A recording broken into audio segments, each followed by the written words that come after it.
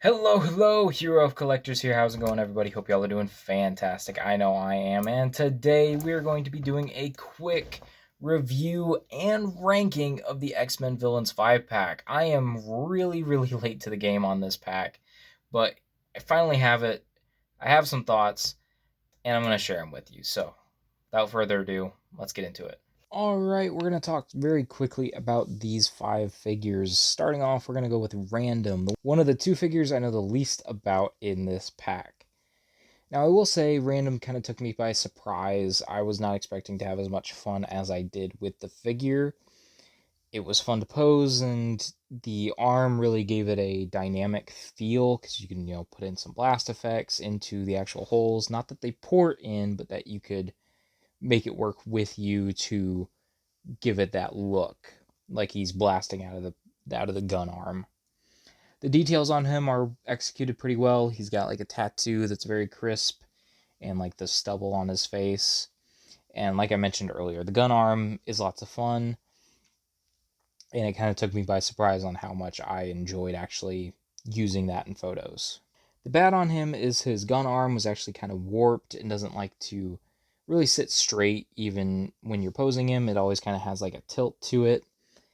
And he doesn't really come with any accessories, like giving us a standard arm or potentially arm options to swap out and do different things with for looks. Just giving us a normal standard random and then have maybe you can swap the gun arm onto either arm, that kind of thing. So that kind of bummed me out about him. I'm going to give him a 7 out of 10. Like I said, took me by surprise. I don't know much about the character, but it's still a fun figure to pose around. Now for Vertigo, I'm going to say this later on in the video. I do call her Spiral. That is something I have made the mistake of even outside of recording these videos, so I do apologize for that. But getting into the actual figure, I think the paint apps are really crisp. I really like the green on the white. It helps to add some more vibrant colors to the X-Men villain shelf, and standing her next to Sabretooth and Mr. Sinister, it just looks really nice. The bad of the figure, it doesn't really affect me too much. It's the reuse of the body. It's just 100% reused of the Sue Storm from the Super Skrull Build-A-Figure wave. Because I'm not going to have this figure near that display at all, it doesn't upset me too much, but it is a little frustrating that it's still a pinned body and that it was just a straight reused head. Maybe adding in like at least a different face sculpt would have been nice. And then the fact that she comes with no power effects. She would be a perfect candidate to have a new set of spiraling power effects that could be used for other characters, but we didn't get anything with her. Just some fists and some wide open hands. So no power effects really brings her down in my eyes. So with that, I'm going to give her a 6 out of 10.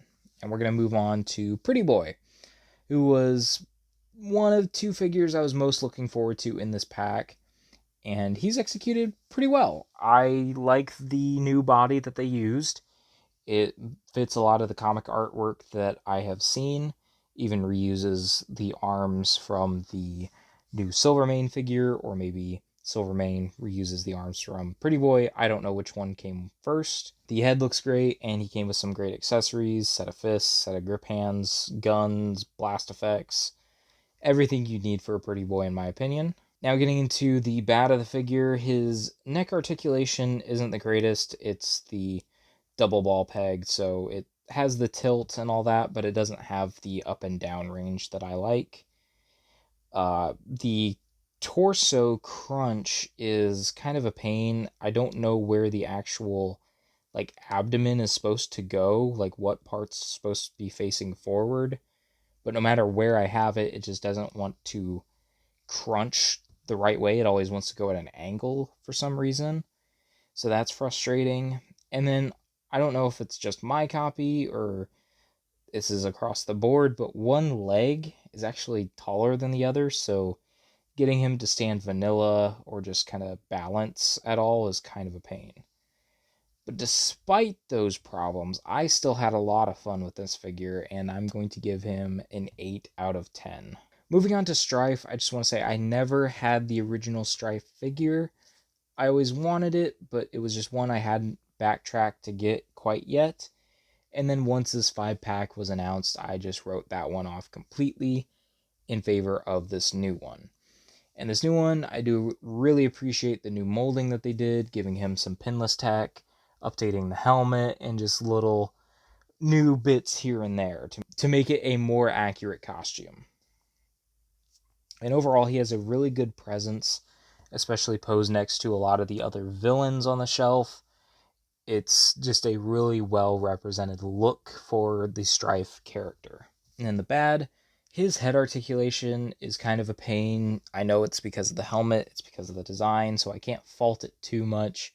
It's just really hard for him to even look side to side to kind of make a pose more dynamic in a sense, or just to look at somebody else that's off to the side. The ankle detents and the weight of the cape make it really hard for him to stand vanilla. I go into it a little bit later in my ranking, but it makes me have to pose him in ways I feel are unnatural for a standing standard pose. So I don't really like that a lot. And it kind of, even just trying to have him stood on my desk with other figures waiting his turn to get photos taken of, it was a pain in the butt to keep him there and not fall over. So with all that out of the way, I'm going to give him a 5 out of 10. He was actually my most wanted of this pack, and he's one of the lower ranked figures. And now to the last figure of this 5-pack, we have Zero, which, looking at photos, he is a decent representation of Zero from the artwork. And I do really appreciate the accessories that were given to him.